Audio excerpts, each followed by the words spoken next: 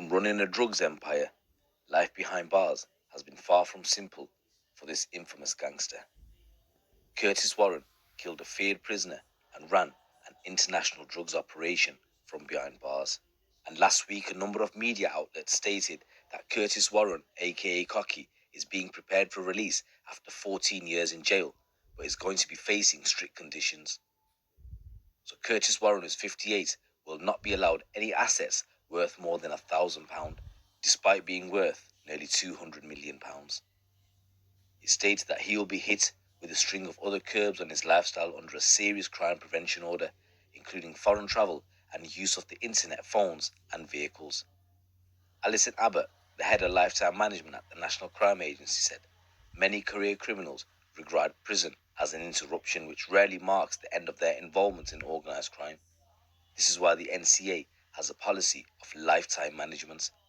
Through the NCA's lifetime management program, we use serious crime prevention orders, travel restriction orders, and financial reporting orders as an extra layer of prevention. They ensure we firmly have these individuals on our radar, especially after prison, and anything that suggests that they are slipping into old ways can be detected early on. So sources have stated that Warren is due to be automatically released next year. He will not have to go before the parole board because he is not serving a life sentence. So as I stated, Warren, was at one point at an estimated fortune of nearly £200 to £300 million, was jailed for 13 years in 2019 over a plot to smuggle £1 million worth of cannabis into Jersey. He was given a further 10 years, of which he must serve half, after failing to pay an £198 million confiscation order, one of the largest ever made in Europe. Warren was held after undercover police arrested him in 2007, just days after he had been released from prison for a previous offence. He has spent almost all of the last 25 years in jail. So Warren is on a list which was published by the NCA early this year of individuals involved in organised crime who have been issued with serious crime prevention orders.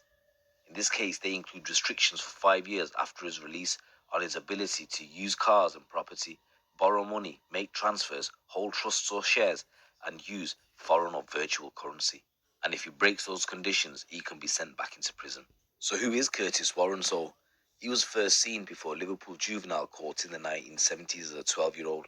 He'd stolen a car, but he'd soon graduated to even more serious crime, including armed robbery. A stint as a doorman in Liverpool followed, but Warren soon became involved in the world of international drug smuggling. In January 93, Warren was a defendant in a complex drugs trial at Newcastle Crown Court alongside his associate Brian Charrington. The court case collapsed, and Warren allegedly burst back into court and gloated to customs officers, "I'm off to spend my £87 million from the first shipment, and you can't fucking touch me." In the mid-1990s, Liverpool became embroiled in a gang war after the fatal shooting of a businessman, which led to scores of shootings between two rival gangs across the city. Warren was said to have become involved in the fallout through his friendship with a man called Johnny Phillips. The ferocious conflict and increased police activity apparently led Warren's departure for Holland, but officials in the UK and Holland joined forces to smash Warren's drugs business. An elite police unit later stormed a farmhouse he was staying in, where they seized MDMA, 1,000 kilos of cannabis, guns, 3 hand grenades, and 940 canisters of CS gas. Warren was convicted of trying to mastermind a £125 million drug shipment from the Netherlands into the UK, and he was sentenced to 12 years in prison. Warren found himself banged up in a Dutch maximum security jail, where it emerged he'd taken part in an attack which led to the death of an inmate. There was a Turkish prisoner, Kemal Guklu, who was said to have screamed abuse at Warren. He then began throwing punches, but Warren pushed him away. But that Turkish prisoner came back at Warren, and a fight ensued. However, Warren got the better of the man, and he later died from his injuries.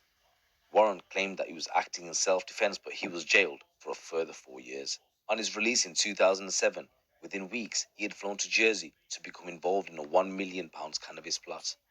After a 3-week trial, a jury found Warren and his associates guilty, and for that plot, he was handed a 13-year sentence. Then in 2013, prosecutors alleged that Warren was in control of a £198 million drug empire from his cell. They claimed he was able to get hold of cocaine from South America, heroin from Turkey and Iran, and and cannabis from Morocco, selling the drugs on from Liverpool, Brazil, Moscow, Swaziland, and Australia. The authorities told him that he'd face another 10 years inside if he didn't comply with the £198 million confiscation order, to which he didn't comply because he said he never had that money. So guys, that's some news that's been released this week where Curtis Warren is to be freed with strict conditions after 14 years in jail.